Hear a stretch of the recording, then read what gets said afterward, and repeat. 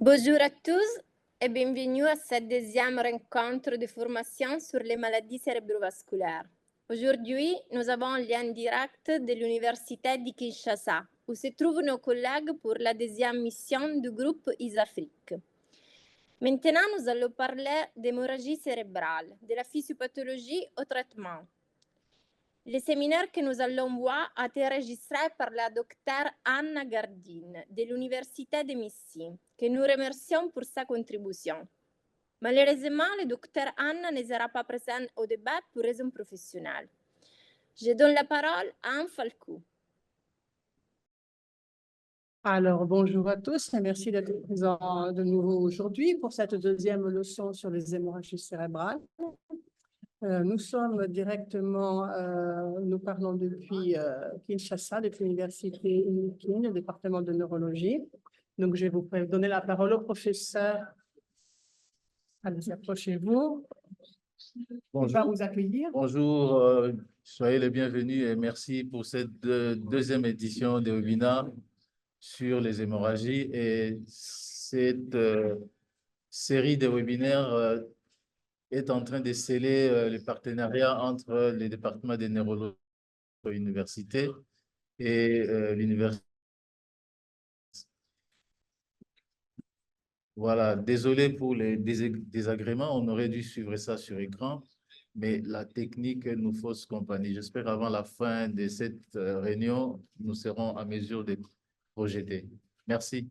Alors maintenant, je laisse la parole à Jonathan qui, comme la première fois, va vous expliquer un petit peu le fonctionnement pratique de cette rencontre.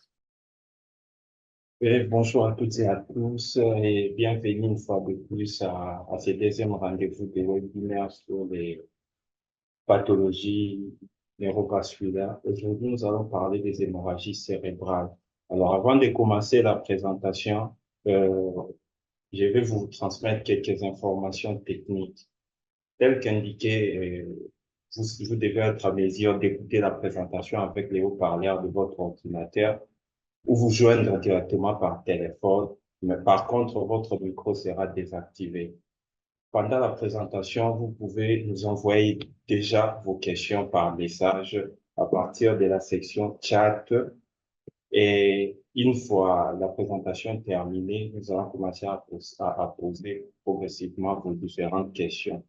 Et pendant la série de questions et réponses, donc à la fin de la présentation, vous pouvez également demander la parole pour poser directement votre question ou intervenir ou également nous faire part de vos expériences dans la gestion des hémorragies cérébrales. Alors, je nous souhaite à tous une bonne session de formation. Je passe la parole à Dr Anna pour la présentation.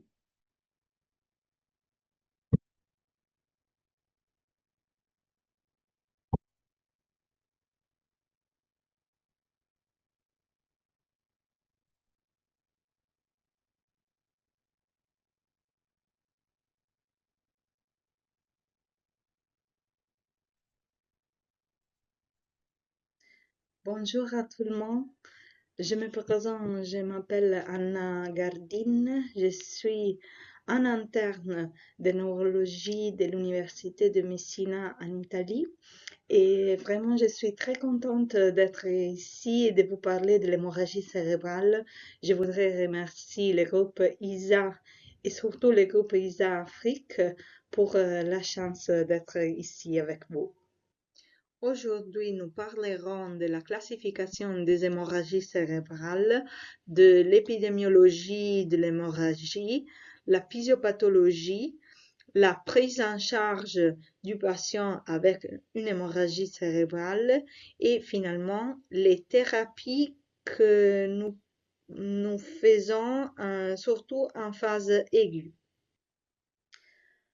Pour parler de la classification des hémorragies cérébrales, on parle soit de l'hémorragie traumatique, soit de l'hémorragie spontanée. Selon la localisation du saignement, on trouve l'hémorragie méningée, l'hémorragie intraventriculaire et l'hémorragie intracérébrale. Dans le groupe des hémorragies méningées, nous trouvons l'hémorragie péridurale si le saignement est localisé entre l'os et la dure mère. L'hémorragie sous-durale est localisée entre la dure mère et l'arachnoïde. L'hémorragie sous-arachnoïdienne est localisée entre les parenchymes du cerveau et l'arachnoïde. L'hémorragie méningée et l'hémorragie intraventriculaire sont des compétences surtout du neurochirurgien et du radiologue interventionnel.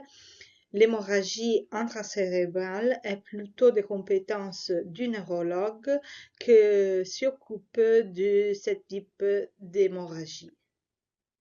Et aussi est très important de faire la différence entre l'hémorragie intracérébrale profonde et l'hémorragie lobaire parce que la différente localisation peut nous aider pour bien comprendre l'étiologie de l'hémorragie.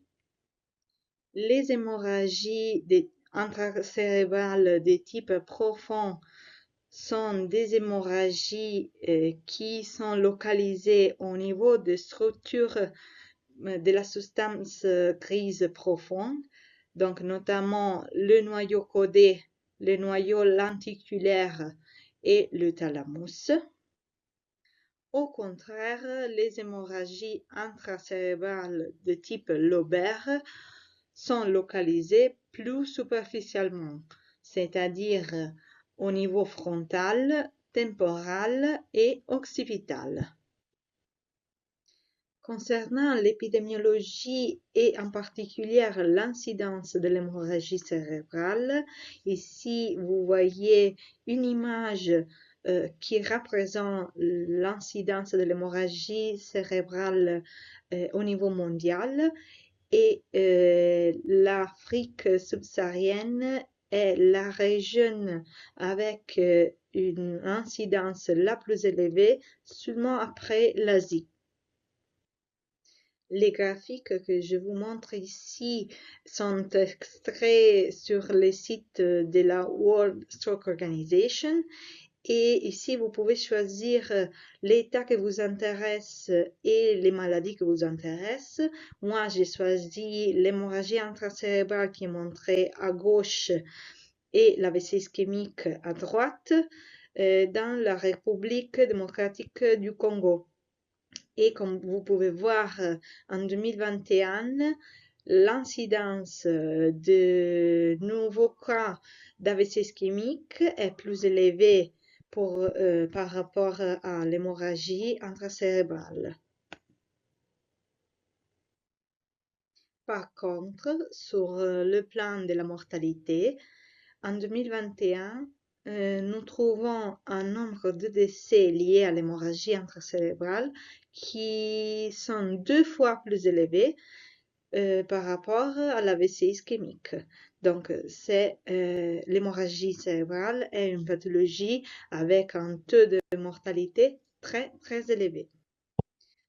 Pour parler de la physiopathologie des hémorragies, ici je vous montre une classification qui résume un peu les principales causes de l'hémorragie.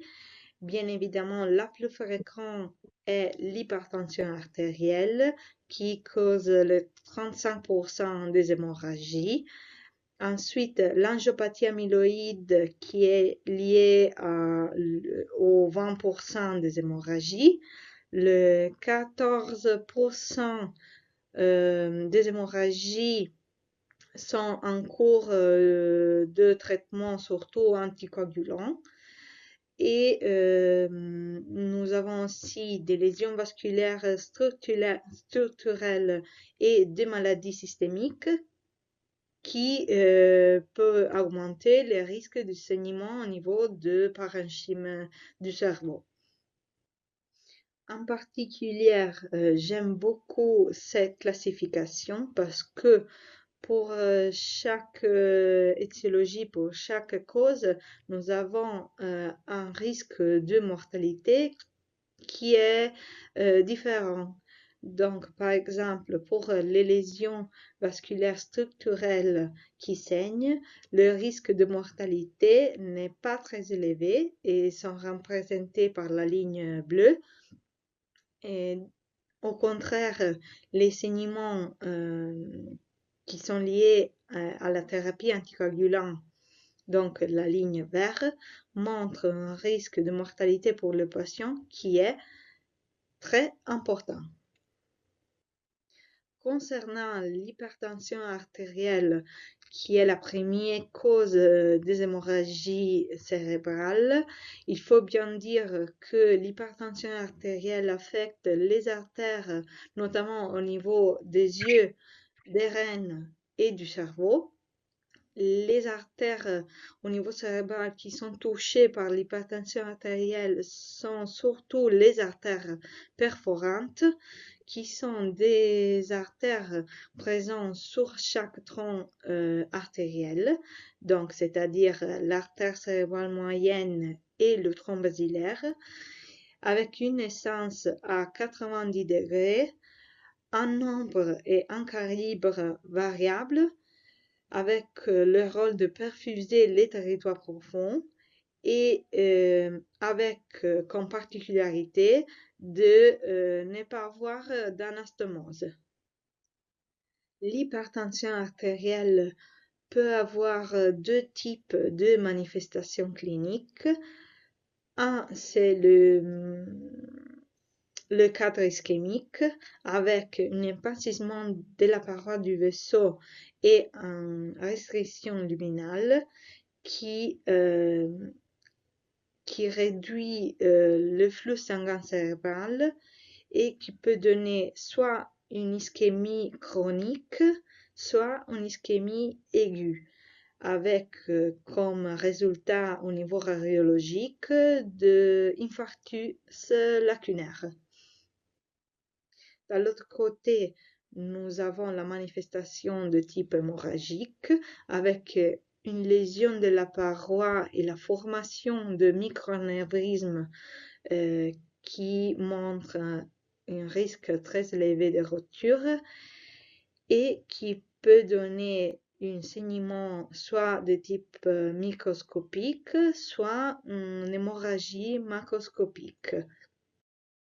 La microangiopathie hypertensive a des caractéristiques radiologiques spécifiques. En particulier, regardant l'hémorragie intraparenchymateuse, elle est localisée au niveau profond et donc affecte les noyaux caudés, les noyaux lenticulaires ou les thalamus. Sur le plan ischémique, nous trouvons plus souvent des infarctus de type lacunaire, donc qui sont localisés au niveau profond aussi, avec un aspect petit et hypodense sur le scanner. Comme signe de ischémie chronique, nous trouvons la leucorrheiose, donc des lésions au niveau de la substance blanche périventriculaire. Et pour les autres deux caractéristiques, donc les microsaignements sous-corticaux et la dilatation des espaces périvasculaires, nous ne pouvons pas le voir sur le scanner parce qu'ils sont trop petits, mais il faut plutôt utiliser l'IRM. Malheureusement, l'hypertension artérielle est une pathologie silencieuse, c'est-à-dire que les patients hypertendus n'ont pas des symptômes très importants qui peuvent faire suspecter la maladie. Et cette étude que je vous montre, qui a été conduite en Afrique, effectivement confirme ça. Et le 25% des patients avec une hypertension artérielle sont effectivement conscients d'être malades. Le 18% est sous traitement antihypertenseur et seulement le 7% du patient hypertendu bien contrôle la tension artérielle avec le traitement. Pour vous dire que il y a beaucoup d'efforts à faire, surtout parce qu'un contrôle adéquat de la tension artérielle permet une réduction jusqu'au 35% de la mortalité. La deuxième cause d'hémorragie cérébrale, nous avons dit, est l'angiopathie amyloïde cérébrale, qui est une pathologie avec la dégénération de la paroi des vaisseaux. Elle affecte surtout les artères du cerveau et les artères méningées. Sur les plans anatomopathologiques, nous trouvons des dépôts d'amylose au niveau de l'adventice et de l'média. Dans les formes plus sévères, la média et l'adventice ont disparu et sont remplacés par de la nécrose amyloïde. Seulement l'endothélium, qui est la part la plus interne de la paroi, reste intacte. L'angiopathie amyloïde, comme l'hypertension artérielle, peut avoir deux types de manifestations cliniques. Un, c'est la manifestation ischémique avec plus ou moins le même mécanisme de l'hypertension artérielle. D'un l'autre côté, nous avons une fragilisation de la paroi de vaisseau liée à la présence de dépôts d'amylose qui montre un risque augmenté de rupture. La manifestation clinique peut être soit un saignement microscopique, soit une hémorragie macroscopique.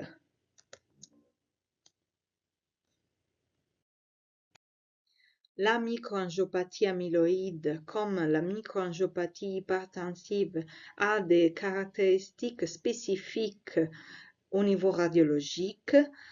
Concernant l'hémorragie intraparenchymateuse, la localisation est plus superficielle et donc nous trouvons des hémorragies plutôt de type lobaire. Vu que l'angiopathie amyloïde affecte aussi les artères méningées, nous trouvons l'hémorragie sous-arachnoïdienne qui est localisée surtout au niveau de la convexité.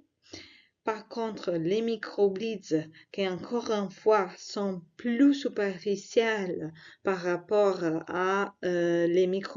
aux microblides hypertensifs, nous ne pouvons pas le voir sur le scanner, mais il faut le voir sur l'IRM. Par rapport à les hémorragies liées aux médicaments, nous avons surtout les anticoagulants, l'héparine et la thrombolyse systémique qui montrent un risque augmenté du saignement au niveau cérébral. Les maladies systémiques liées à les hémorragies sont lesquelles peuvent altérer la fonction hémostatique, donc c'est-à-dire l'hépatopathie avec une altération de la production de certains facteurs de la coagulation, la thrombocytopénie, donc une diminution du nombre de plaquettes, et les déficits héréditaires des facteurs de la coagulation. En mention particulière pour le cancer, parce qu'il y a plusieurs mécanismes qui peuvent lier le cancer à les hémorragies cérébrales. En premier, c'est les tumeurs cérébrales primitives qui ont un risque de saignement, surtout le glioblastome. Et quelques types de lésions métastatiques cérébrales, notamment le mélanome, le carcinome cellulaire rénal et le choriocarcinome, mais aussi le cancer, surtout les cancers de type solide, les adénocarcinomes, peut altérer l'hémostase au niveau systémique. La dernière cause d'hémorragie cérébrale sont les lésions vasculaires structurelles. Ici, je vous montre les principales qui sont les cavernomes cérébraux, les malformations artério-veineuses et les anévrismes cérébraux. Ils affectent des types différents des vaisseaux au niveau capillaire, artériel et mixte, mais tous les trois ont comme particularité d'avoir une paroi très fragile et donc sont à risque très élevé de saignement. Donc, quand nous avons un patient avec une hémorragie cérébrale, la première chose à faire est bien évidemment de suspecter l'hémorragie devant un cadre symptomatologique. Ensuite, faire une bonne diagnostic. Commencer un traitement propre pour l'hémorragie cérébrale et, si besoin, de gérer des complications éventuelles.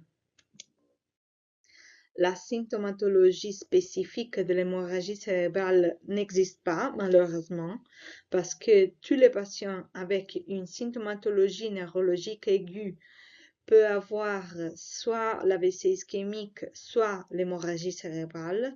Nous avons des caractéristiques que plus souvent sont liées à l'hémorragie cérébrale, c'est-à-dire une dégradation de l'état de conscience plus rapide et l'association avec céphalée, nausées et vomissements. Mais le cadre clinique ne suffit pas pour faire la différence entre l'AVC ischémique et l'hémorragie cérébrale. Nous avons besoin quand même du scanner cérébral. Et comme vous pouvez voir, c'est plutôt facile faire la différence entre l'ischémie et l'hémorragie.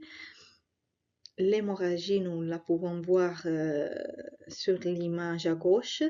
Donc, c'est une lésion blanche. Par contre, la lésion ischémique que nous voyons à droite, c'est une lésion hypodense, donc c'est-à-dire noire. Le scanner cérébral est utile aussi pour une évaluation des caractéristiques de l'hématome, parce que si nous considérons les volumes, les caractéristiques de bord et la densité de la lésion, nous pouvons prévoir le risque de majoration de l'hématome et donc le risque d'aggravation clinique du patient. Donc, si nous trouvons un hématome avec un volume très gros, c'est-à-dire majeur de 30 ml, avec des bords irréguliers et une densité hétérogène, ce type d'hématome a un risque augmenté de devenir plus gros. Par contre, si nous avons une lésion avec un volume petit, inférieur à 30 ml, avec des bords réguliers et une densité homogène, ce type d'hématome est par rapport à l'autre plus stable, au moins au niveau radiologique.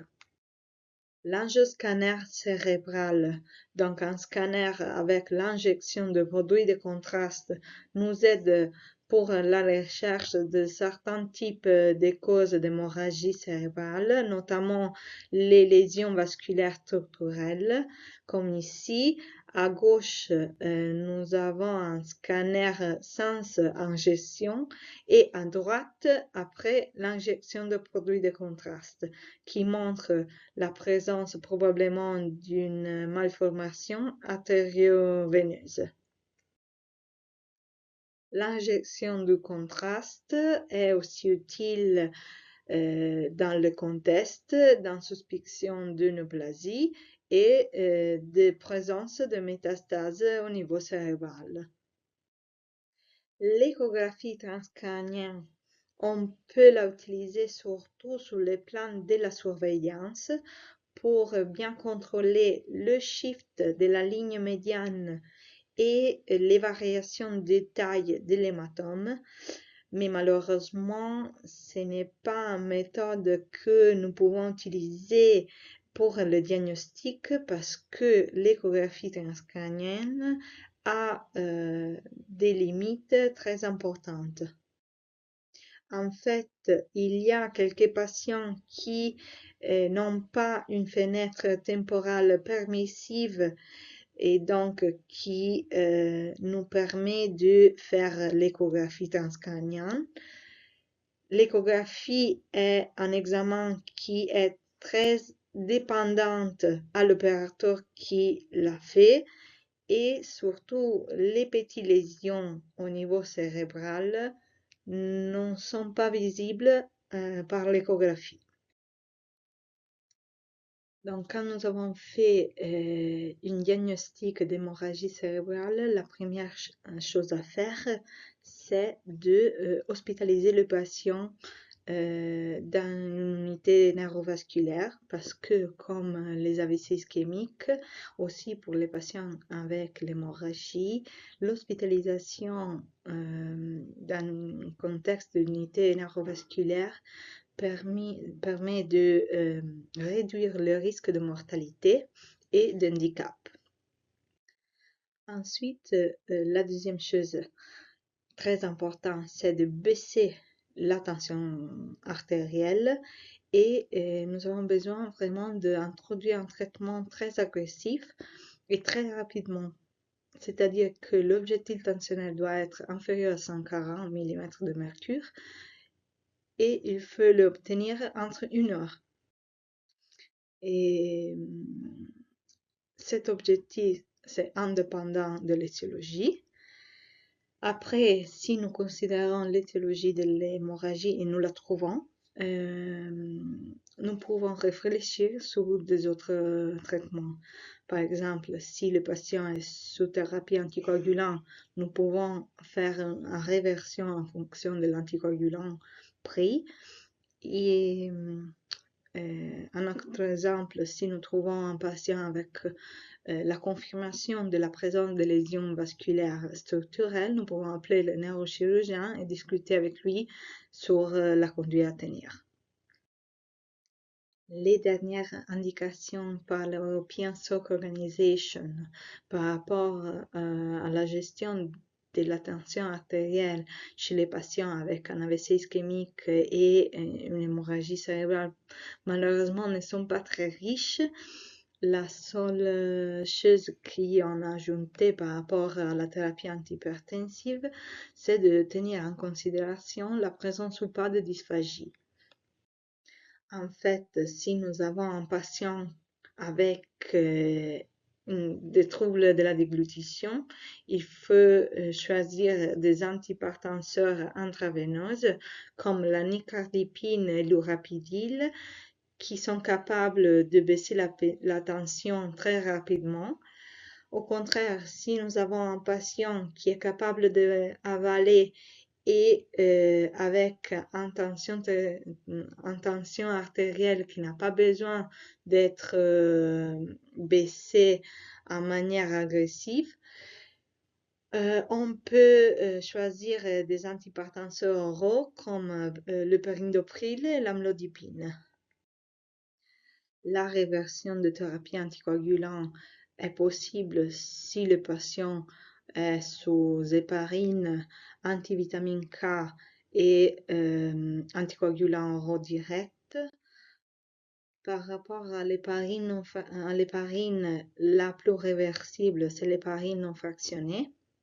Et la réversion, on peut la faire avec le sulfate de protamine, utilisant 1 millilitre pour neutraliser environ 1000 unités d'héparine administrées dans les dernières 4 heures. Par contre, l'héparine à bas poids moléculaire ne peut pas être bien neutralisée. Ici, je vous montre les indications de l'European Stroke Organization par rapport à la thérapie de réversion. Et donc, si nous avons un patient sous antivitamine K, nous lui donnons la vitamine K 10 mg IV avec une injection sur 15 minutes.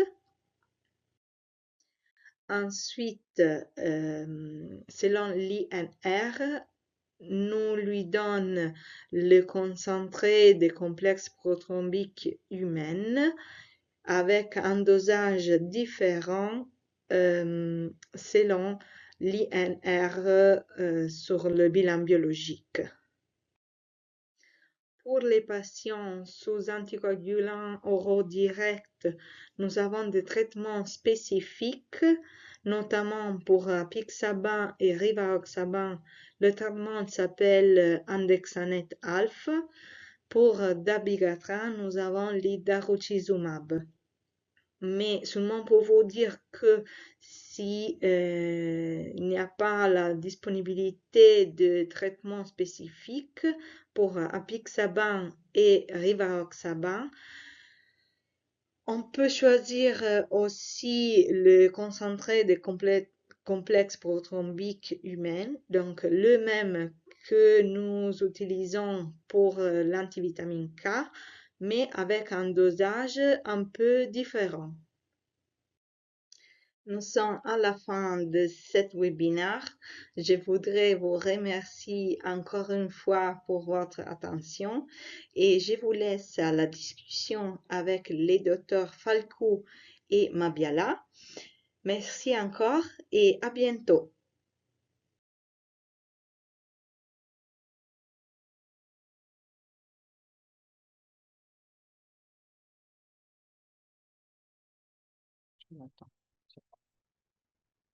Merci Anne. Jonathan, y a-t-il des questions? Merci Anne. Merci beaucoup. Il y a une première question qui nous vient de Dr. Jonas Bodulebe. Il veut savoir si est-ce qu'il est important d'instaurer une thérapie anti-épileptique en cas d'hémorragie cérébrale.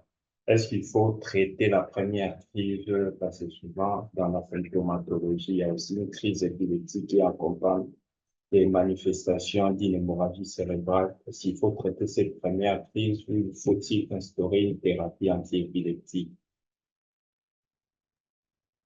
Alors, oui, c'est une très bonne question, mais je vais laisser répondre le docteur Moro, qui justement est à côté de moi et qui est un spécialiste d'épilepsie. Il saura mieux vous répondre que moi. Bonjour à tous. Merci pour la question. Et en fait, oui, il n'y a pas des indications pour une thérapie prophylactique. Du coup, si vous avez des patients avec des AVC hémorragiques, mais aussi ischémiques, qui ont une première crise dans la phase aiguë du stroke, dans ce cas, on parle des crises symptomatiques aiguës. Ça veut dire qu'on ne peut pas parler, même si on a plus d'une crise, on ne peut pas parler d'épilepsie, mais on va parler des crises symptomatiques aiguës, mais quand même, il faut le traiter quand on l'a. Du coup, s'il n'y a pas de crise et vous avez l'AVC hémorragique, il ne faut pas traiter, il faut pas commencer un traitement prophylactique. Mais si vous avez une crise au moins, il faudra les commencer. Il n'y a pas des indications, il y a pas des indications spécifiques sur les médicaments de choisir. Du coup, il faudra s'orienter sur les comorbidités, surtout des patients. Mais quand même, il faudra commencer la thérapie anti-crise avec l'idée que vous avez pas un patient épileptique, vous avez un patient qui a eu un AVC hémorragique, mais c'est la même chose avec les AVC ischémiques, et que ces patients a un bas risque d'avoir des autres crises en dehors de la phase aiguë. Du coup, quand vous commencez la thérapie antiépileptique chez ces patients, vous devez quand même vous rappeler qu'il faudra l'interrompre graduellement quand vous êtes dehors de la phase aiguë. Il n'y a pas vraiment des indications temporales chez ces patients. Du coup, on ne sait pas exactement l'intervalle temporel que vous pouvez utiliser pour interrompre la thérapie. Normalement, ce qu'on fait, c'est que après 3 ou 4 semaines de la phase aiguë, on peut commencer à réduire graduellement la thérapie antiépileptique jusqu'à la suspension complète. Ok, merci. Et maintenant, je crois qu'on peut donner la parole à quelqu'un qui a levé la main dans l'audience. Allez-y, docteur.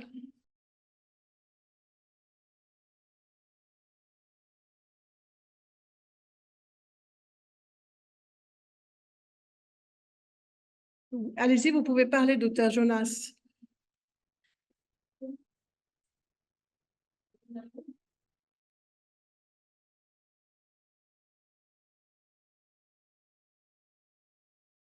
Bon, Jonathan, on va passer alors aux questions écrites. Est-ce qu'il y en a d'autres?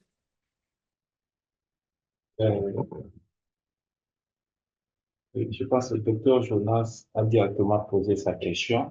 Il veut encore savoir si c'est nécessaire une prophylaxie de la thrombose veineuse profonde en cas d'hémorragie cérébrale.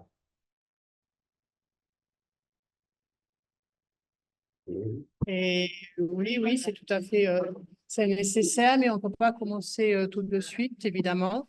Donc, pendant les trois premiers jours, on considère que l'hémorragie n'est pas encore stabilisée. N'est pas encore stabilisée, donc on évite de prescrire les pérines à poids moléculaire. On attend le 3e jour.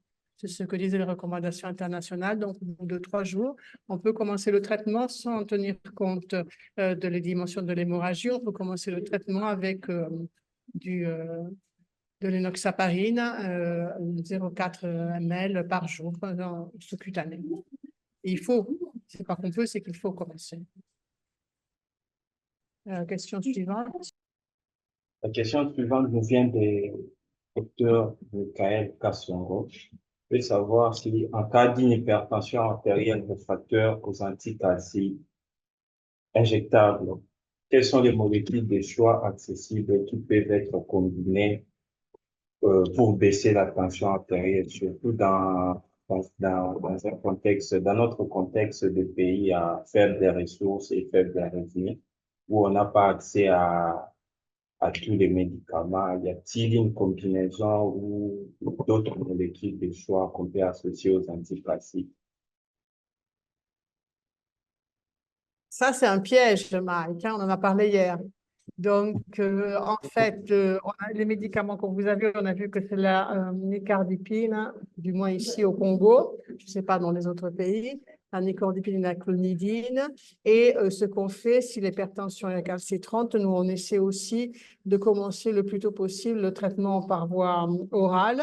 Et donc, de suite, mais une sonde gastrique pour pouvoir donner des médicaments aussi par voie orale. Donc, tous les médicaments que vous avez à portée de main, vous utilisez tout ce qui est utilisable, disponible, parce que, comme vous l'a bien expliqué le docteur Anna dans son exposé, c'est qu'il est absolument fondamental pour le pronostic du malade d'obtenir une valeur de pression systolique inférieure à 140 et la diastole inférieure à 90 dès l'arrivée du malade aux urgences. Donc, c'est un objectif à rejoindre immédiatement, pas le lendemain. Donc, dès le début, il faut utiliser toutes les molécules disponibles en les ajoutant entre elles pour pouvoir obtenir un bon contrôle de la tension. Un petit truc aussi, parfois les malades, enfin souvent même les malades qui ont une hypertension intracrânienne et une hémorragie intracérébrale ont aussi des douleurs. Et ça, la douleur peut augmenter la tension, donc c'est important d'essayer comment dire, de calmer aussi la douleur du malade, ça peut le calmer et baisser la tension. C'est un petit truc aussi dont il faut tenir compte.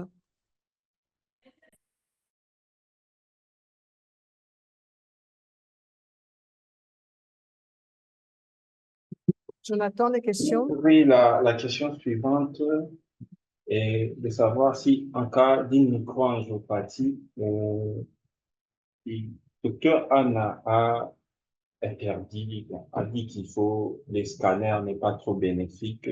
Alors, vous préférez l'imagerie par résonance magnétique.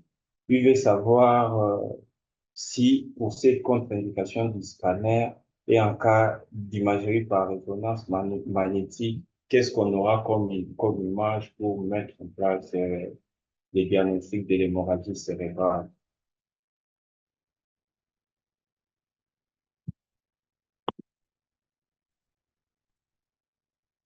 Je crois qu'elle n'a pas été bien compris ce qu'elle a dit, Anna, le sœur Anna. Il n'y a pas de contre-indication à faire le scanner. C'est juste que le scanner nous permet de faire le diagnostic parce que sur l'angiopathie amyloïde, les résonances magnétiques, pardon, l'IRM, parce que sur le scanner, il est extrêmement difficile de voir une angiopathie amyloïde. On peut le suspecter en fonction du siège des lésions. On peut le suspecter si on voit des hémorragies lobaires diffuses. Mais disons que le diagnostic de probabilité, ce sera juste sur l'IRM, ça c'est certain, parce que les micro-saignements corticaux, on ne les voit pas au scanner. Et aussi les saignements précédents, les saignements dans les sillons méningés, on ne les voit pas sur le scanner, tout ça. Donc, il faut faire une IRM. La chose que vous pouvez faire avec juste un scanner, vous avez juste une suspicion. Donc, vous pouvez suspecter l'angiopathie amyloïde, je répète, parce que c'est une personne plus âgée et parce qu'il y a des lésions multiples et plutôt corticales que profondes. Mais malheureusement, sans IRM, vous ne pouvez pas aller au-delà. Le scanner n'est pas contre-indiqué, il est juste pas utile dans ce cas-là. Vous voulez répondre, professeur? Ah, d'accord, ok. Très bien. Je vais faire parler le professeur qui va se présenter à côté de moi et poser une question lui-même. Oui, c'est le professeur Okitondo Daniel. J'ai une question. Ma question est celle-ci. En période aiguë d'AVC, quand le malade présente une agitation, quel médicament peut-on utiliser pour sa sédation? Alors, comme je vous disais tout à l'heure, en fait, pour le malade, il est agité. Déjà, il faut comprendre peut-être que l'agitation est due aux douleurs. Donc, il faut essayer de calmer la douleur. Parce que sinon, si on fait une sédation, un malade avec des benzodiazépines, par exemple, même à une demi-vie assez courte, ça va altérer l'état de conscience du malade de façon iatrogène. Et du coup, on va avoir du mal après à savoir si c'est aggravé neurologiquement ou pas. Donc, il vaut mieux essayer de contrôler la douleur et de le calmer en lui parlant. Parce qu'il ne faut pas oublier qu'il faut parler aussi aux malades, de leur expliquer. Il y a aussi la panique, l'angoisse, donc il faut qu'on leur explique gentiment ce qui est en train de se passer, en leur disant que tout pouvait bien se passer et essayer de contrôler la douleur et aussi le tas d'agitation, d'anxiété du malade avant de recourir à une sédation, parce que je répète, après, une fois que le malade aura suivi cette sédation, on aura du mal à évaluer son état de conscience, on va toujours se demander si c'est le médicament ou si l'hématome qui s'est élargi. J'ai répondu à votre question, professeur? Oui, c'est une question importante parce que, voilà, c'est bon. D'accord. Merci pour la question. Jonathan, on continue. Plus de questions. Je rappelle que vous pouvez poser vos questions dans la section questions et réponses. Vous pouvez directement demander la permission pour parler, poser directement vos questions ou apporter une suggestion ou nous faire part de vos expériences dans la prise en charge des hémorragies cérébrales.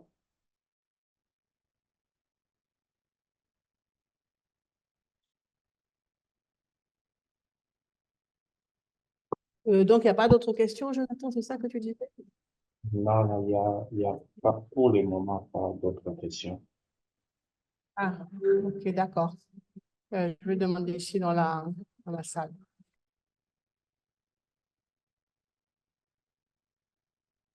Est-ce que quelqu'un a une question ici dans la salle au CNPP? Vous pouvez sortir et venir avec moi poser la question peut-être.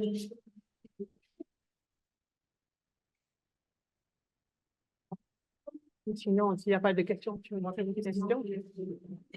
Nous avons un candidat. Vas-y, présente-toi. Je suis le docteur Pochi, assistant au département de neurologie. Donc alors, ma question est de savoir, en cas d'hémorragie importante, nous avons une élévation de la pression intracrânienne qui s'accompagne avec une hypertension. Est-ce qu'il faut soigner cette hypertension ou il faut la respecter en cas d'AVC hémorragique? L'hypertension artérielle, Oui, réactionnelle à... L'hypertension artérielle, il faut la traiter, même si on pense qu'elle est réactionnelle à d'autres choses. Elle l'a bien dit, le docteur Anne, dans la présentation, elle a dit, quelle que soit l'étiologie, il faut traiter l'hypertension artérielle. C'est-à-dire qu'il faut absolument, dès que possible, obtenir des valeurs de tension qui ne se dépassent pas 140, 90, pour tous les types d'hémorragie. Donc ça, c'est l'urgence. En fait, il y a beaucoup de publications qui ont été faites. L'an dernier, il y a une étude qui a été publiée l'an dernier ou l'année d'avant qui s'appelle Interact 3.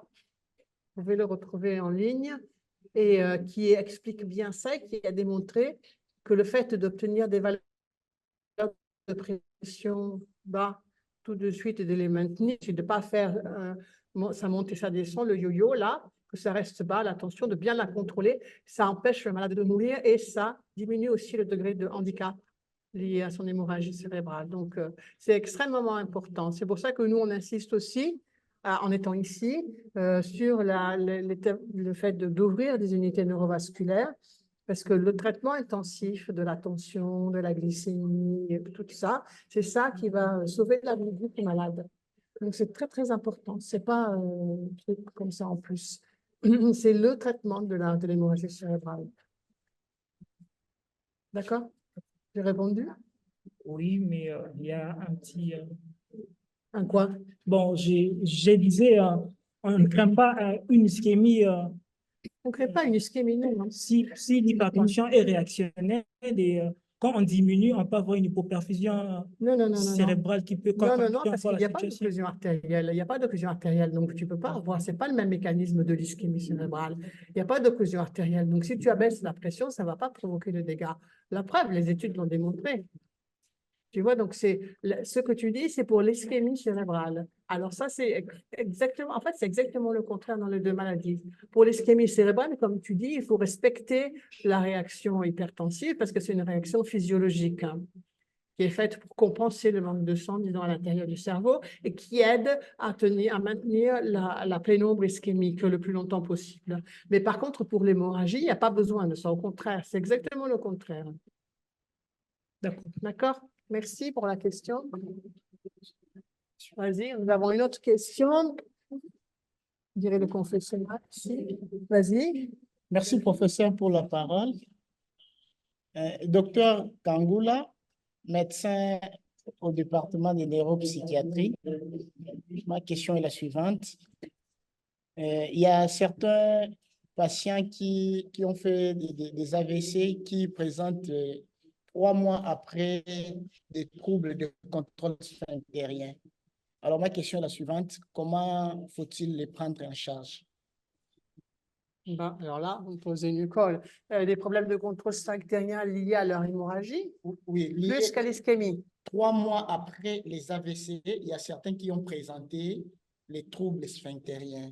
Alors, je voudrais savoir comment est-ce qu'il faut prendre ces malades en charge. Et de quel mécanisme on parle? Bon, je ne sais pas les mécanismes, mais ce sont des malades réels que nous suivons, que nous avions vus, qui ont fait des AVC hémorragiques, mais plus tard qui présentent des troubles sphinctériens, n'arrivant pas à contrôler leur sphincter vésical surtout. Mais est-ce que ce n'est pas dû au fait que quand vous les avez hospitalisés, vous leur avez mis une sonde urinaire et après ça s'est compliqué, peut-être avec aussi des infections, comme ça arrive très souvent, une infection urinaire ou une infection de la prostate, peut-être, et donc du coup après ils ont du mal à récupérer la fonctionnalité de leur sphincter. Peut-être c'est ça. Mais aussi, parmi les complications lointaines qui sont décrites dans le collège neurologique d'enseignement, parmi les complications des AVC tardifs, bien sûr, il y a ces troubles sphinctériens, les troubles sphinctériens qui sont comptés. Alors, la question que je me suis toujours posée, c'est comment prendre en charge. De toute façon, comment les prendre en charge, c'est déjà essayer de comprendre la cause. Pourquoi ils ont ça? C'est pour ça que je vous dis que peut-être il y a une infection chronique qui s'est installée parce quand on a mis la sonde urinaire, parce que d'habitude, les malades avec une hémorragie cérébrale, ce sont des malades graves, donc ils ont une sonde urinaire, non, j'imagine. Donc peut-être qu'il y a déjà exclu une cause infectieuse, peut-être.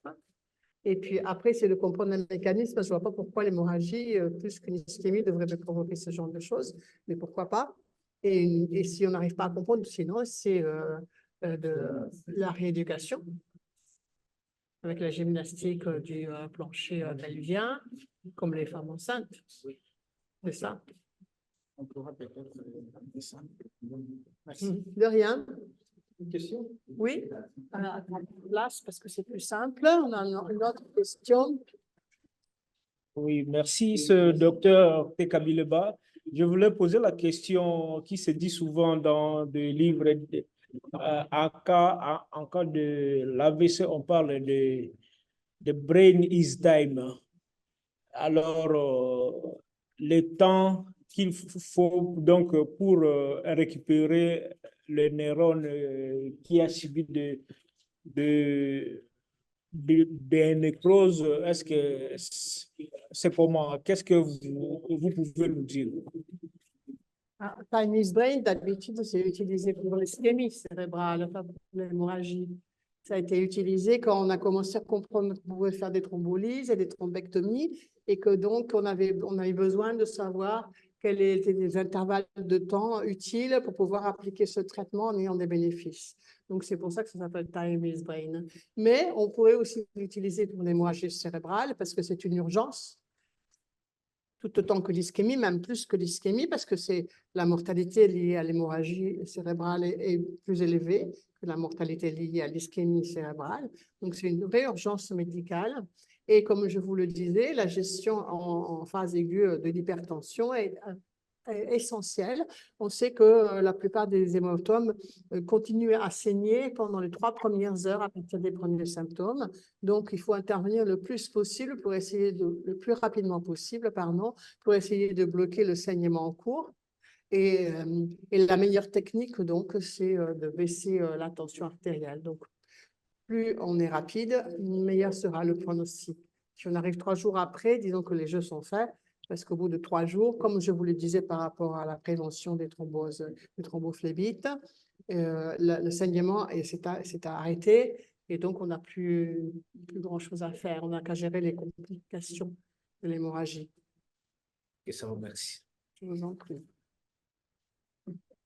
Jonathan, est-ce qu'on a d'autres questions écrites peut-être? Oui, ou des oui. gens qui Oui, il y a d'autres questions. La question suivante vient des bases de Lunga, là. Je vais savoir si on peut mettre un patient qui a une hémorragie intraparaschimatée sous nimodipine. Et quel est le protocole, à quelle dose on peut instaurer la nimodipine?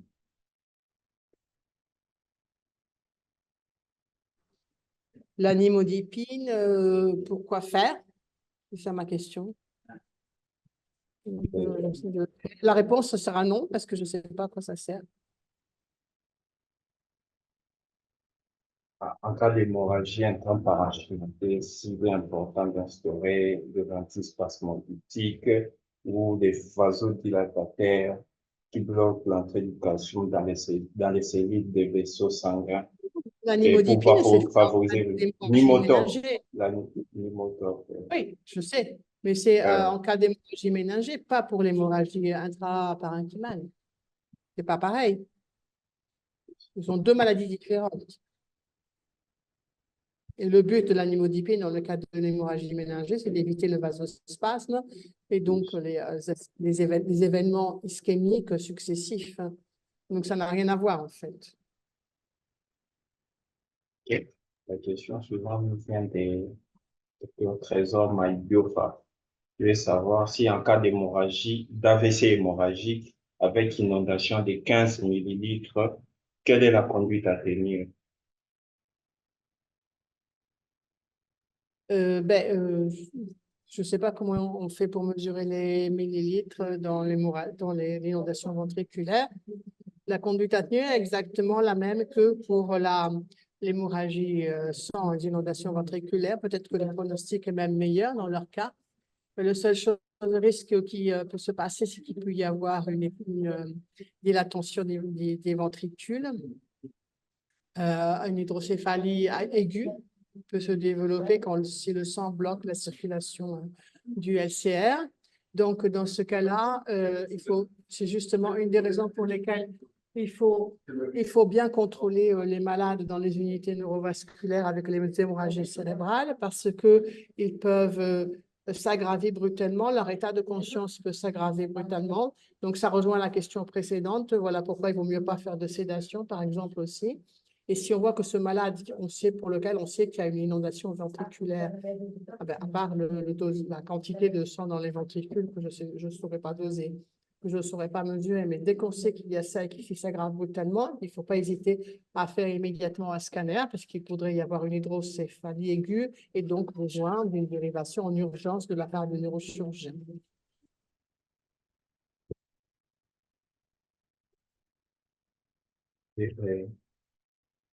Merci. La question suivante vient du docteur Michel Mbamba, de savoir avoir des éclaircissements sur les spot signs et à quoi nous sert dans les démarches diagnostiques d'une hémorragie cérébrale. Le spot sign, pratiquement, c'est une image que l'on voit sur le scanner avec injection. Et c'est un petit, c'est comme un petit prise de contraste. En fait, c'est l'image du saignement en cours, en gros. Donc, bon, elle n'a pas fait voir d'image, mais si vous cherchez en ligne, vous les trouverez. Donc, il y a l'hématome et à côté, on voit comme une petite hémorragie à côté. Donc, c'est le saignement en cours. Donc, d'habitude, quand on voit ce signe, c'est de mauvais pronostic parce que c'est comme si le saignement était encore en cours. C'est ça l'idée. Après, honnêtement, nous, on ne s'en sert pas au jour le jour. Ce dont on se sert, nous, le scanner avec injection, on le fait juste quand on a la suspicion que l'hémorragie cérébrale ne soit pas due à une maladie des petits vaisseaux, mais à une malformation qui pourrait avoir saigné. Donc, quand le malade est à moins de 50 ans, ou bien quand le siège de l'hémorragie est suggestif d'une autre étiologie. Donc, dans ce cas-là, on fait un scanner avec injection, un angioscan, pour voir s'il n'y a pas des malformations. On peut voir dans ce cas-là aussi s'il y a un spot sign. Donc, ça donne une idée sur le pronostic, mais après, ça ne va pas changer notre conduite à tenir au quotidien, qui est toujours celle de baisser la tension le plus rapidement possible, même s'il n'y a pas de spot sign. Vas-y, Jonathan. Alors, attends, Jonathan, il y a une autre question ici au CNPP. Oui, c'est toujours docteur Tekabileba. Nous sommes dans un pays à ressources limitées. Donc, les scanners, ça se trouve seulement ici à Kinshasa. Mais dans d'autres villes, il n'y en a pas, mais nous sommes des médecins, parfois on part là-bas. Bien que vous avez dit qu'il n'y a pas de différence sur le plan symptomatologique de l'AVC hémorragique et ischémique, mais un médecin qui se retrouve là où il n'y a pas de scanner,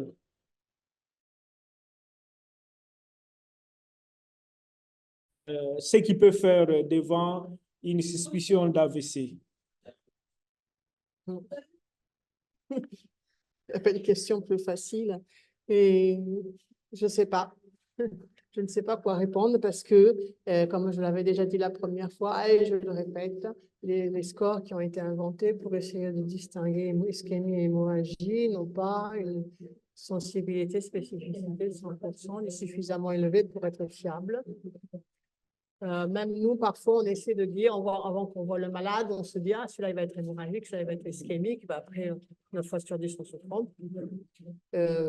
C'est pas parce qu'il a mal à la tête, qu'il vomit, qu'il est particulièrement grave, que c'est forcément une hémorragie. C'est pas parce qu'il a la tension très élevée que c'est forcément une hémorragie. Ça peut être une ischémie aussi. Donc, malheureusement, il n'y a que le scanner qui peut donner cette information. Maintenant, dans les pays ici, si vous n'avez pas de disponibilité de scanner vis-à-vis de la tension, peut-être que j'essaierai de faire une solution intermédiaire, disons, de ne pas trop baisser, mais de ne pas la laisser trop haute non plus, en disant que si on la baisse pas trop, ça ne fera pas de mal à l'ischémie, et si on la baissait quand même par rapport à des valeurs très élevées, pour l'hémorragie, ça lui fera quand même du bien, donc peut-être que ça sera une solution comme ça, Oui, merci. de bon Merci. sens. Oui, merci pour la question parce que moi, je viens d'une province où il n'y a pas de scanner, tout ça. Je suis venu ici étudier et parfois on va revenir là-bas pour aider. C'est pourquoi j'avais posé cette question. Merci. Vas-y, Jonathan.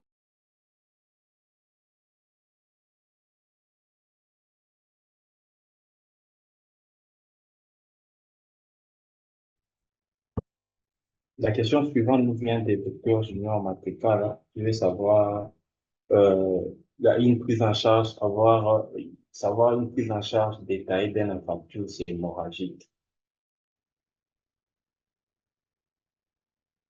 Une prise en charge résumée. Pardon, je n'ai pas compris parce que c'est un peu beaucoup de bruit ici. Et il y a J'ai pas compris. docteur Junior Matekaka là, qui veut comprendre la prise en charge détaillée et résumée d'un infarctus hémorragique. Ah oui, d'accord. Pour l'infarctus hémorragique, donc qui pourrait être spontané ou bien complication d'une thrombolyse, ce n'est pas du tout la même gestion que pour l'hémorragie, c'est la gestion de l'ischémie en fait. Ça dépend de la dimension de l'hémorragie. Il s'agit de juste de petites lésions de pétéchie toutes petites, on s'en moque. Si par exemple on a par contre un gros hématome, ben là ça va être la gestion normale de l'hémorragie, du malade en général avec son AVC. Évidemment, dans ce cas-là, j'imagine qu'on avait déjà mis un traitement avec de l'aspirine ou il faut l'interrompre.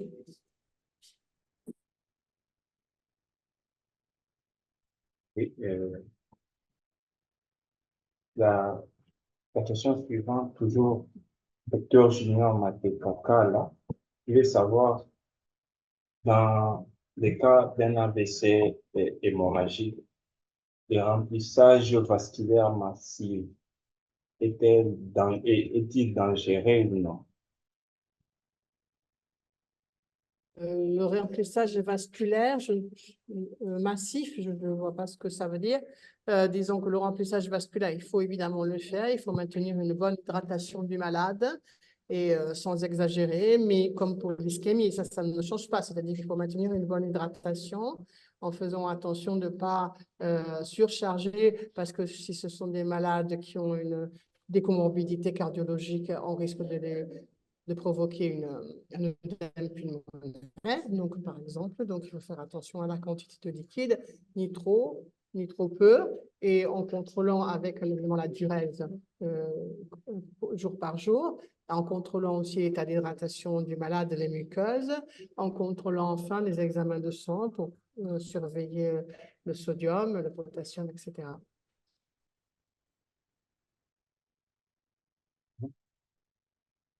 Il y a encore docteur Jonas Bolindon de Tirevien. Il veut savoir en cas d'une hémorragie cérébrale avec hypertension artérielle, quels sont les antihypertenseurs de choix à utiliser pour maintenir la tension artérielle dans les limites de la normale? Alors, si on parle de traitement en phase aiguë par voie veineuse, le traitement de choix, de première intention, c'est le Rapidil, mais j'ai compris qu'il n'y en a pas beaucoup ici et c'est très cher. Donc, en pratique, ma réponse va être celle de faire au mieux avec les médicaments que vous avez, c'est-à-dire qu'il y en a très peu. Ici, à Kinshasa, ils ont de la clonidine et la nicardipine, donc vous utilisez ce que vous avez. Et pour les traitements par voie orale, qu'il faut commencer le plus tôt possible, c'est pareil, vous utilisez ce que vous avez. Ici, il y a beaucoup d'amlodipine, par exemple, donc c'est parfait, c'est un très bon médicament.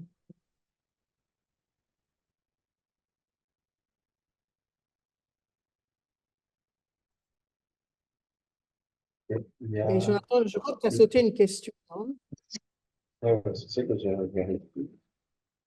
Il y a un spectateur anonyme qui vous remercie pour la présentation d'abord. Et il veut savoir si vous pouvez nous dire quelque chose sur l'humanisation des soins. Et est-il important de soigner la personne au lieu de l'hémorragie cérébrale, de soigner la personne et la famille de la personne au lieu Bien de sûr, il faut soigner toujours. l'hémorragie? Oui, j'ai compris, Jonathan. Et il faut toujours soigner la personne de pour n'importe quelle maladie. Il ne faut pas soigner les maladies, il faut soigner les gens. C'est pour ça qu'on a étudié tout, c'est qu'on est encore en train d'étudier pour soigner les gens, pas les maladies.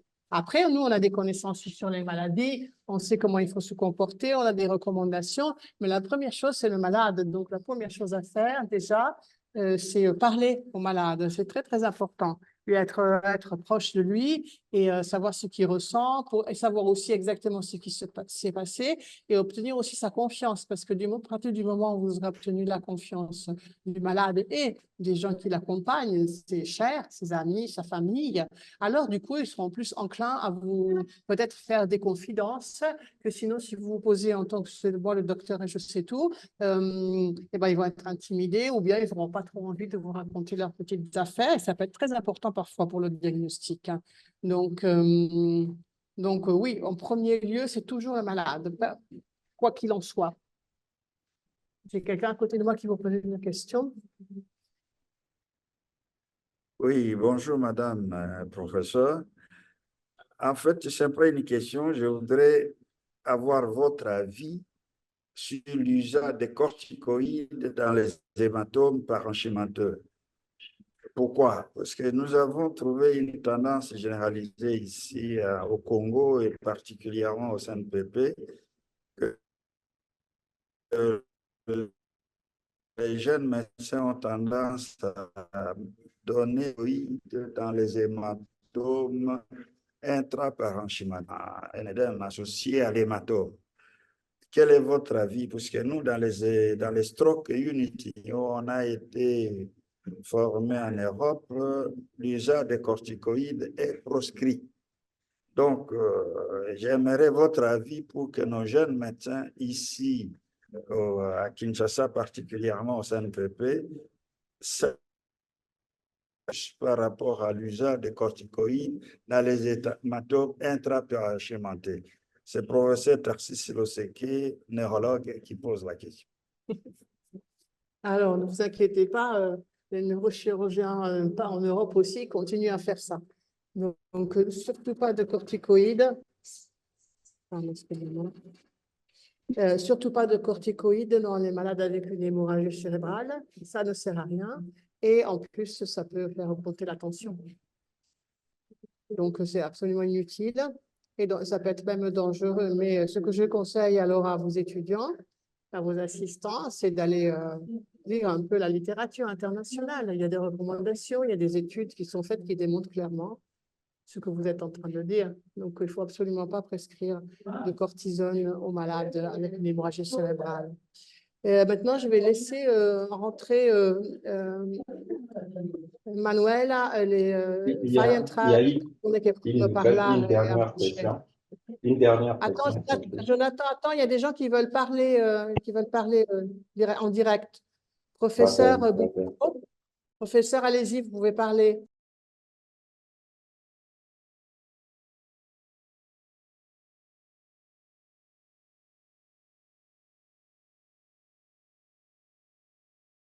Bon, il ne nous entend pas, peut-être.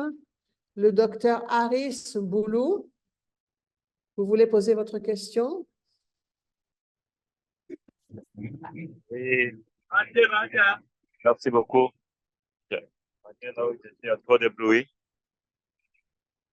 Ma question, c'était de savoir, vous savez que nous vivons dans un pays en voie de développement et beaucoup de nos patients qui ont fait des AVC, ils arrivent souvent dans nos milieux hospitaliers à retard, après avoir été soignés précisément dans des structures privées avec des médecins généralistes. Quand ils viennent chez nous, souvent, s'ils arrivent en retard, vous nous proposez comment nous pouvons prendre en charge. Ma deuxième question, devant un patient qui a présenté un AVC hémorragique, qui convulse, est-ce que les antiépileptiques sont conseillés aux premières intentions ou bien comment? Merci. Je réponds à la première question, puis je vais vous demander de répéter la seconde parce que je n'ai pas compris. À la première question, j'ai compris que vous nous avez dit que les malades, ils arrivent en pratique chez vous, mais je ne sais pas d'où vous nous appelez, en retard, de toute façon, qu'ils n'arrivent pas en phase hyper aiguë. Non, ma première question, c'était de savoir, toutes les personnes qui arrivent chez nous, s'ils arrivent dans un tableau d'AVC hémorragique, souvent ils étaient soignés à la cité. Quand ils arrivent chez nous, par exemple, dans un milieu spécialisé, quel conseil vous nous pratiquez tant qu'en formation, en spécialisation en neuropsychiatrie?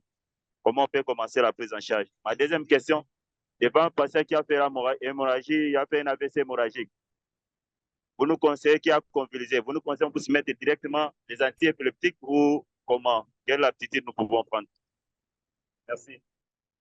Alors, pour la première question, on a déjà, je vous réponds tout de suite. Pour les AVC, que ce soit des ischémies ou des hémorragies, vous n'avez pas de toute façon la possibilité de les voir en phase aiguë et qu'ils arrivent en retard. La prise en charge doit être faite dans des unités neurovasculaires. C'est pour ça qu'on insiste et qu'on fait cette formation et ces missions pour essayer d'implanter des unités neurovasculaires partout. Parce que si vous allez voir la littérature, vous allez voir que c'est le traitement des AVC qui est valable pour les AVC ischémiques et hémorragiques, pour les gens jeunes, les gens âgés, pour les ischémies, pour les hémorragies, s'ils arrivent dans les toutes premières heures, au bout de 2-3 jours. Parce qu'en fait, le traitement, c'est un traitement semi-intensif qui permet de contrôler toutes les constantes, donc en fonction de l'ischémie, hémorragie, la tension, qui permet d'assurer l'hydratation, la nutrition et de prévenir toutes les complications cardiologiques aussi, toutes les complications infectieuses qui peuvent concerner ces malades qui font que leur pronostic est mauvais. Donc, ma réponse est la prise en charge doit être faite une unité vasculaire en suivant toutes les recommandations qui sont prescrites au niveau international. Après, en ce qui concerne le traitement anti-crise, vous l'avez déjà entendu, c'était la première question. Pratiquement, il faut traiter évidemment la crise. Parfois, si on peut commencer un traitement anti-épileptique pour la phase aiguë de l'AVC, que ce soit une ischémie ou une hémorragie. S'il y a déjà eu une première crise, s'il n'y a pas eu une première crise, on ne fait pas de traitement. S'il y a eu une première crise, on peut commencer un traitement, mais il faut savoir que ça ne signifie pas forcément que le malade souffre d'épilepsie, du moins qu'il n'y aura pas une épilepsie à long terme. Donc, il faudra penser après, une fois que la situation se sera stabilisée, que le malade aura fait sa rééducation, tout ça, petit à petit à arrêter le traitement parce qu'il est fort probable qu'il n'en ait pas besoin à long terme. Est-ce que j'ai bien répondu à vos questions, Harris? J'avais bien compris ou pas? Bien répondu, merci beaucoup. Je vous en prie. Maintenant, le professeur Boumoko, est-ce que vous voulez poser votre question à haute voix?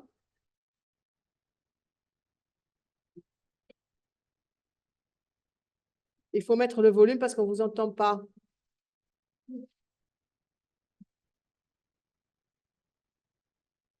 Le micro, professeur.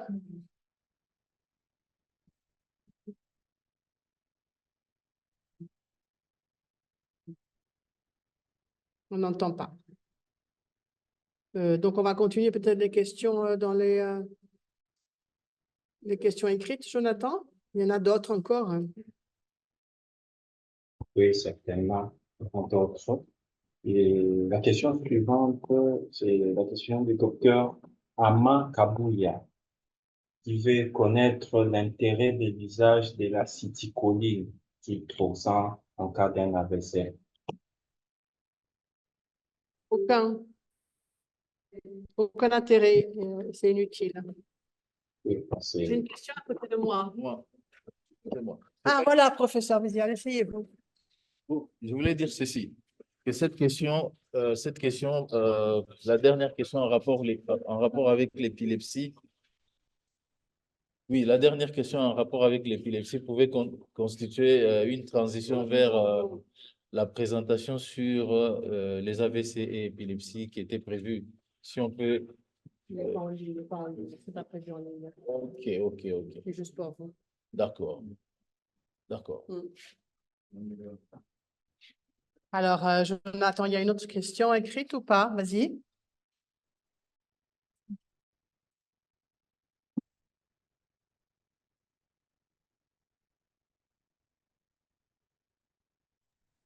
Il y a une autre question écrite. Il y a docteur Kibou Koussosa, Dieu de grâce, qui veut bien comprendre l'intérêt en cas d'un AVC hémorragique, la place d'un traitement anticoagulant.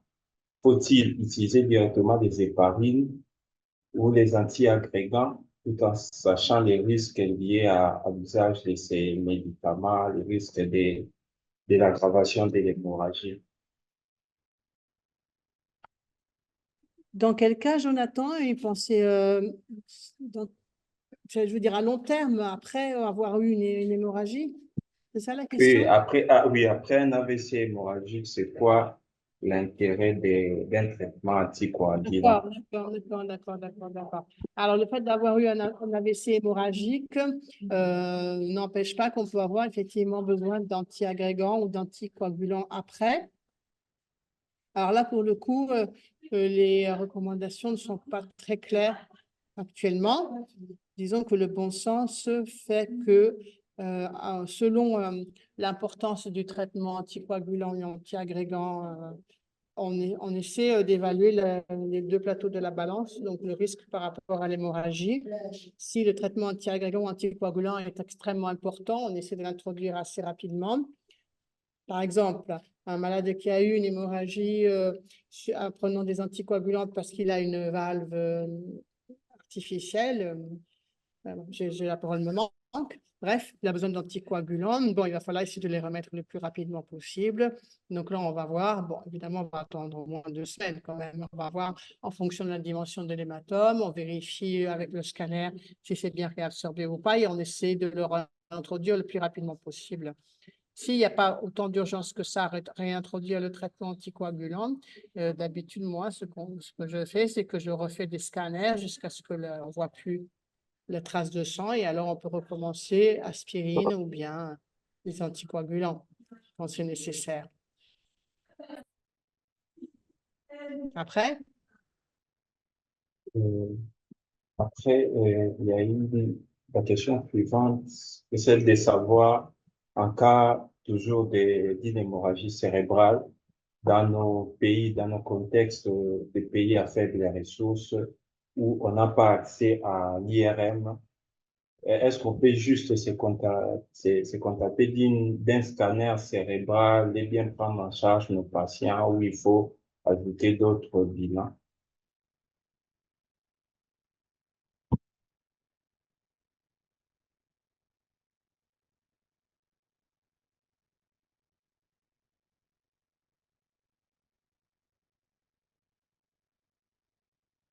Tu peux répéter, s'il te plaît, Jonathan?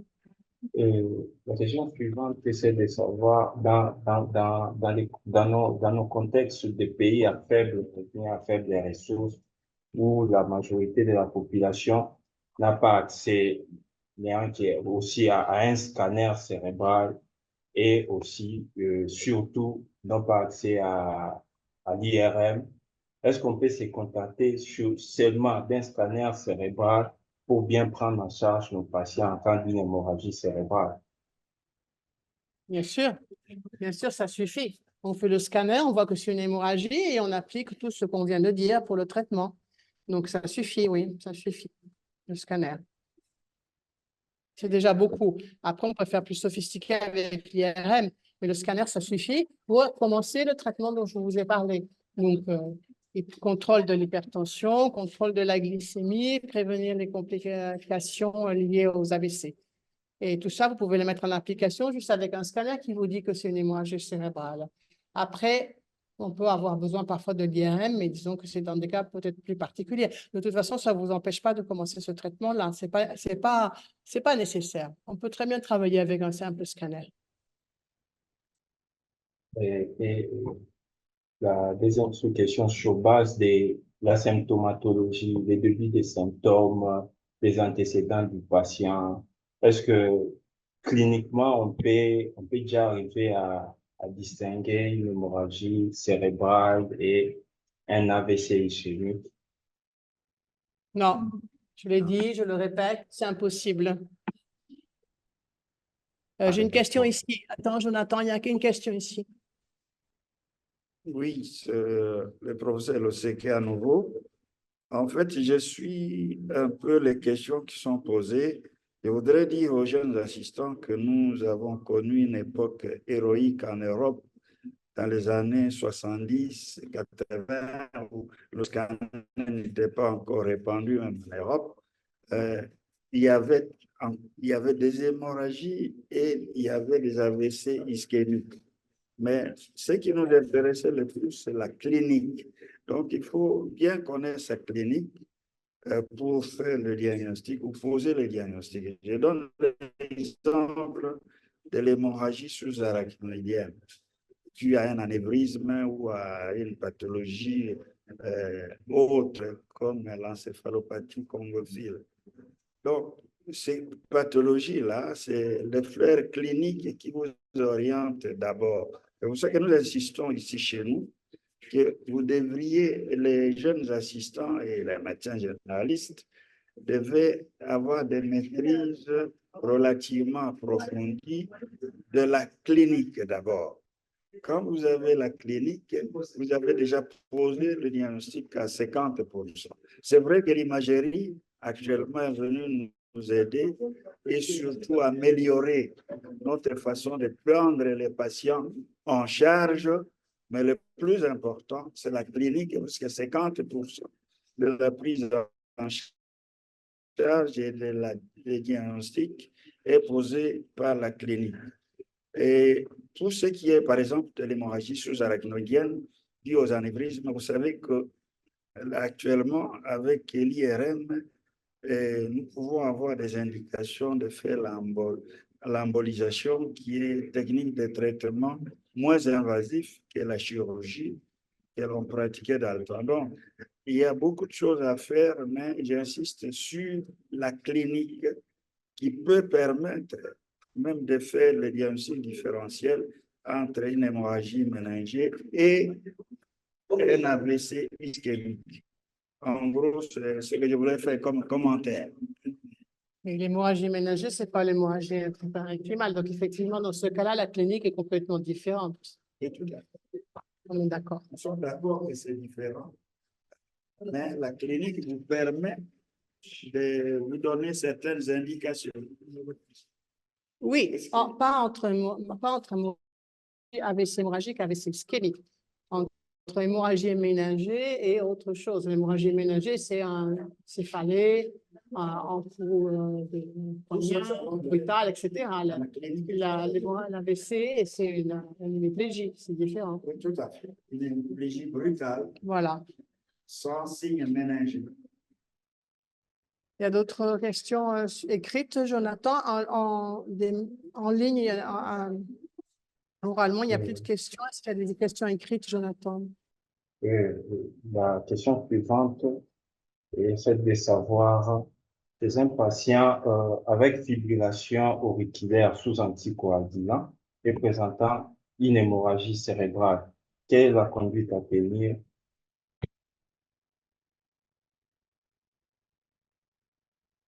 Alors, la conduite à tenir en phase aiguë, évidemment, c'est d'arrêter la thérapie anticoagulante, d'utiliser aussi les traitements, on appelle ça les antidotes, pour essayer d'interrompre l'hémorragie, l'effet du médicament.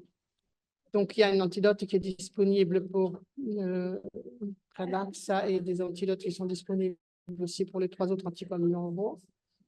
Après, par contre, une fois que ça s'est rétabli, la coagulation rétablie, on fait un traitement normal de l'hypertension, etc., comme d'habitude. Après, la question se pose pour savoir, c'est la question, ça rejoint la question d'avant, quand réintroduire le traitement. Et donc, là, on n'a pas encore de recommandations claires. il est évident qu'il faut le réintroduire le plus tôt possible pour éviter que le malade ait en plus une ischémie cérébrale.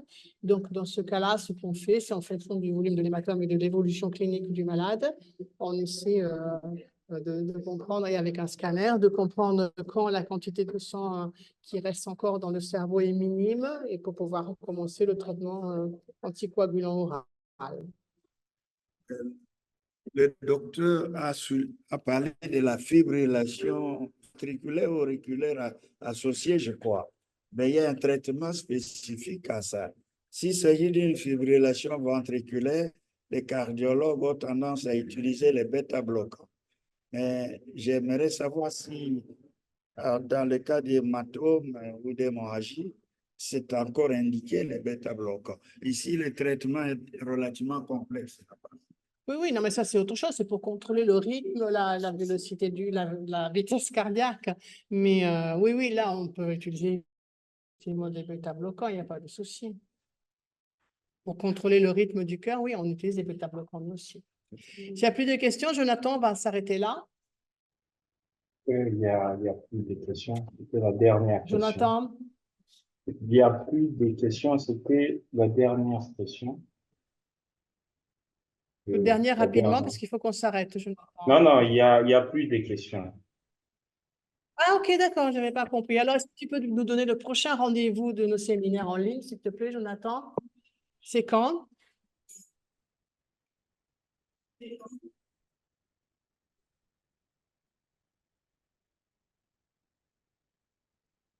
Bon, c'est endormi. Jonathan? Je suis d'accord. Alors, Pardon? Valérie, alors, c'est quand le prochain rendez-vous? Sì, Anna, se puoi tradurre, il prossimo sarà il 13 giugno alle 16. Si parlerà dell'esame neurologico e delle scale utilizzate nella valutazione del paziente con malattia cerebrovascolare. alors, notre troisième rendez-vous sera c'est 13 juin à 16 heures, mais à Kinshasa, ça sera à 15 heures. On parlera sur l'évaluation du patient, évaluation clinique du patient présentant un AVC, un accident vasculaire cérébral. Donc, on va parler en long et en large sur l'évaluation neurologique et les différents scores d'évaluation des patients avec AVC. Tu répètes, Jonathan, s'il te plaît, nous n'avons pas entendu ici. Je disais que notre troisième rendez-vous sera c'est 13 juin 2024 à 16 heures, mais 15 heures à Kinshasa. On va parler sur l'évaluation du patient, l'évaluation clinique neurologique des patients Alors, c'est le présentant. 13 juin à 15 heures, Ouais, heure de le 13 Kinshasa, 16 heures, l'heure européenne, pour ceux qui